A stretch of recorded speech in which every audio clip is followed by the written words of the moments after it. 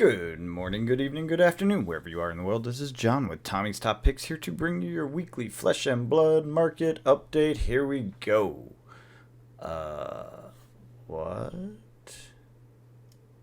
There's nothing to talk about. It is dead quiet this week. Just silence in the market, which sometimes can be a good thing. It allows for a rest, a calm contemplation of the decisions you've made, the cards you've purchased, the things you've decided to covet and hold on to, and then it allows you to reassess the things you haven't quite gotten yet. In fact, it's at the most boring times where you can make the most money. Nothing I've said here or will say here ever on this channel is financial advice, and I'm sure you know it by now.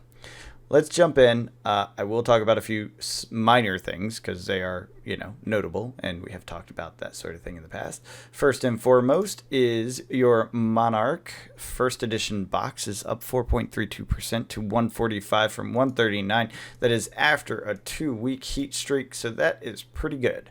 The heat is cooling. We're down to 40 or 4% range growth. So we are starting to see it slump over. We'll look at the charts and what that looks like, but it's good that it's cooling off. It's good that it's slowing down. That is a healthy thing. You don't want the skyrocketing craziness. This means we're probably finding a real new equilibrium, as opposed to just rocketing up and then crashing back down rubber band style.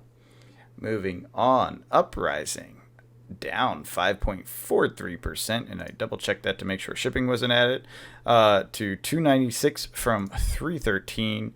That's after the 308 jump. 313 was still high, down to 296. Not a big deal, right? We're above this previous cold zone. Probably just bouncing in a channel. We'll double check the market, but just by eyeballing this data, that's what it says. So no big deal. It's Uprising. It's 2.0. It's super boring now because we're on to the third set of 2.0. It's time to get excited about the fourth set. That's how it goes. Boring is good, guys. Boring is good. Dynasty down 4.49% to 319 from 334. Really not that big of a deal. We've seen this before. Jumped 4% up. Hung out a little higher, dropping 4% down, still over that price. I think we're all good. And just to show you, I am tracking Dusk Till Dawn already because it's a thing. I wonder what that is a sum of, since I grabbed 4 squares there. Oh, just the numbers. Huh, weird. I didn't know it could do it over area as opposed to just rows and columns. All right, on to some cards. First thing I want to talk about, Eloquence. Isn't this a gorgeous card? It is beautiful. It is gorgeous. You note anything about the art here? There's a tome! I love the tomes! And this fits for tomes so well. I just pray, and beg to the LSS gods that this token is used by more than just a shapeshifter. As of right now, we only have one card, a specialization for Shiana. There's a shapeshifter card that uses Unity to trigger an Eloquence token. And if that's the only use, then I will be sad. But I'm guessing maybe the Wizards or someone else will also use Eloquence, maybe Illusionist. I'm just by the art, like what this looks like. If we get that, then that means our stocks on tomes are going up, baby.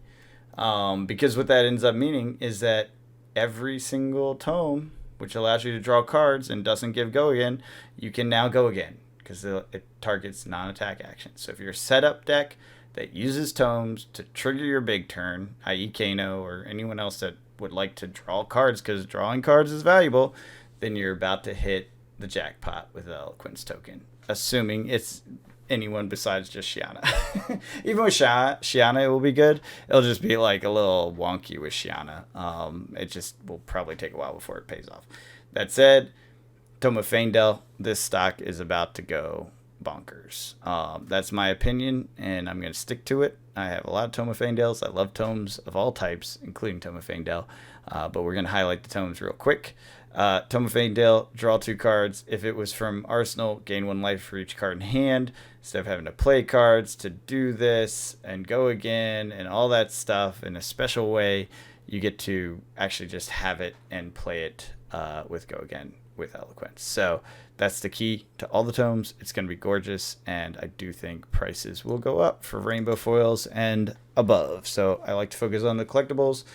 Non-foils, that's for the players. Leave it for the players. Do not go buying out non-foils, please. Gregorian Tome. I always say Gregorian. It is Gorganian Tome. Good God. Gregorian is a type of monk. That's why I say it. But that's not what this is. So anyways, it does look like the church, like there's even a cross back there. But if you look at this is also a good one, although it already has Go Again, so I guess it probably won't be featured there. Boo. That just made me sad. Ha! Tommy, if you're listening out there, we were talking about this. Did the legendary keyword make it on any card that is non-legendary? And it did. Gorganian Tome. However you say it. Gorganian Tome. Thank you. I can pronounce words and read. Yeah, reading is definitely a question mark for me, based on some of my plays in Fab. Moving on. Tome of Aetherwind. No Go Again. This one will be impacted. This one is very good for Wizards. They do love this card, and it looks like we have seen a price spike recently in the first edition Rainbow Foil market.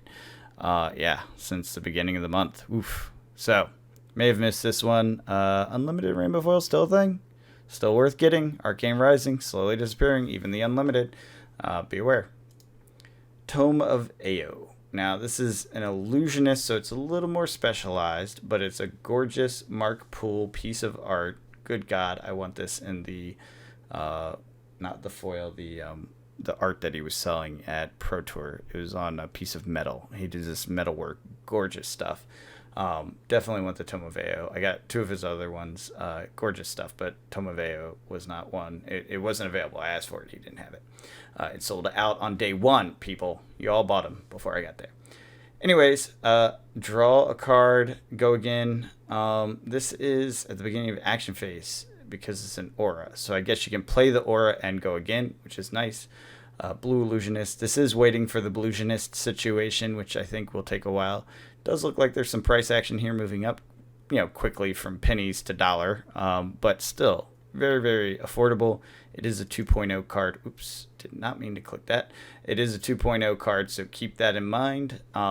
They are printed at a different rate than what you see in other things, such as Tales of Aria. Now, this one does have Go Again, but I just wanted to point out because it's gorgeous, and it is Mark Poole, and I love Mark Poole's art. I love his tome art, and this was one of the ones I did get in the metal. So I have that on my wall now. And obviously, with Dusk Till Dawn coming, we have to point out the key light instant Tome of Divinity. This does not need Go Again. It's an instant. It's a very good card, but it's light focused, requires a soul, and that's just how it is. You have to have put some cards in the soul to get the 3-card draw. Still pretty good, still pretty expensive. You're dropping at least 2 cards to get this done because 4 is impossible without dropping 2 cards. Well, that's not true. You can cheat with resources from a piece of equipment, etc. All right, going back and moving on to the charts. This is a quiet week, guys. I'm sorry. There's not much to talk about, so we're just going to go through it really quick. WTR, premium's intact. This is unlimited we're talking about here. ARC, we do have a $1 ARB opportunity. Moving on.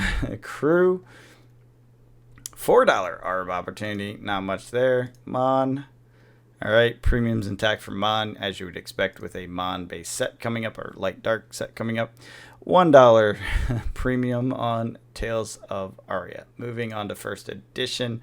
WTR, boring and nothing to talk about. ARC, still premium intact. Not much to talk about. Real prices, but who would buy it at those prices? We don't know. Go get it cheaper in a Discord. Moving on to Crew, premium intact. Quite a premium, in fact. This is actually interesting that this is what we're seeing on this case premium. I'm I would guess, and I could be wrong, but I would guess that this per box price is about to move up, because that case price is holding too strong for too long, and you see how it was in parity most of this time. That has to drive up. These are going to dry up, and that price is going to go up at some point in the near future. That's my guess based on that chart. Monarch, yeah, ARB opportunity of $3. Tails, premium intact. Yeah, tails. Tails are a funky little dinosaur with 4 legs and a long neck and a long tail. The tails of the Sauropod aria. All right, Everfest. Yeah, not much to talk about there. Dollar premium, or not premium, ARB opportunity. Uprising, first of 2.0, got a little crazy. The box prices stayed steady, so we're hanging in there. A little below map. Nothing much to care about. I think we'll see a down tick here just because, well, unless LSS starts sending out notices about underselling or whatever. I think we'll see this for Uprising because it's at the point where it's now boring but still available. This is the end period, which is usually the best time to buy because you see this dip off of interest on the demand side, but supply is still slowly trickling out of the market, and there's likely none left. I can tell you that our distributor access, basically it's on back order, right? There's just not any more to be seen. Now, will it be printed again? Very possible. Could there be another wave? Absolutely possible. I'm not saying otherwise. What I am saying is that it's on back order now. Uprising 2.0, first 2.0 product now appears to be gone from the market, ? And we are seeing a dip in price. Those two things do not align. That sort of information says be ready to buy, for the turnaround.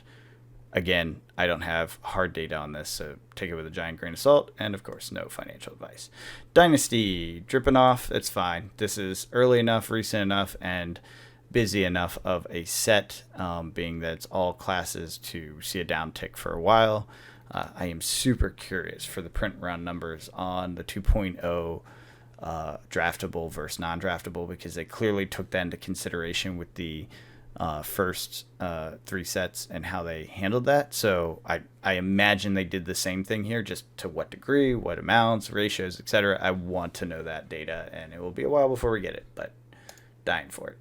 Outsiders, yeah, came off its high, doing this little bottom loop here. I do imagine we'll see it fall off over time. Like, I think it will come back up, and then we'll see it drip off over time as it becomes 3 sets old and boring and etc. All right, so that is it for your market update. I hope you guys are out there cracking packs, enjoying games, killing each other in the arena of Fab. It's a lot of fun. If you haven't tried it yet, give it a shot. I'm sure you have if you're listening to this. On the market side, just keep an eye out. We're going to go through a bit of a doldrum here before Dusk Till Dawn starts hyping things up. Key things to look out for those that have listened this long, hashtag still listening. We're going to see a down tick in cards, even cards that will absolutely be going up in the next set, in this next 2 to 3 weeks, because we got to the absolute boring point, right? The Outsiders is phasing out. Dusk Till Dawn hype hasn't fully picked up, although I do give them a lot of props for their hype. It does feed the market. It does feed what's happening in the world, to do it at the pace they do it. But at the same time, most people are ignoring it right now, and that's with good reason. The Angel, for example, Soraya Marvel, just hit $4.99 on TCG Player. There's about 5 listings as of the time of this recording at the $500 price point. For the longest time, it was $800, right? I silly me bought it for $600. I mean, I don't really care because it's for a long-term thing, but a $500 Soraya is a really good deal compared to what's been on there for a while, and having so many is indicative of this kind of doldrums in the market, which we can see from the charts and from the heat map. We are seeing very obvious quieting of the market. These boring times are the best times to buy anything that you think has a good chance of going up in the near term, which is Dusk Till Dawn. That said, not financial advice. Only use money that you can afford to lose. Only be very, very careful. Don't leverage. Don't do anything silly. Just spare money. The money that you would spend on coffee, Don't spend on coffee this week. Buy some fab cards if that's the sort of thing you want to do instead of spending it on coffee. But we're talking about minimum exposure to this. This is not an asset class that will make you wealthy or that you should try to build your future on. You need to have reasonable expectations with your money in other ways, and then in this situation where you have extra money, that's where you can play these sorts of games. And sometimes it works out. Until next time, have a good one.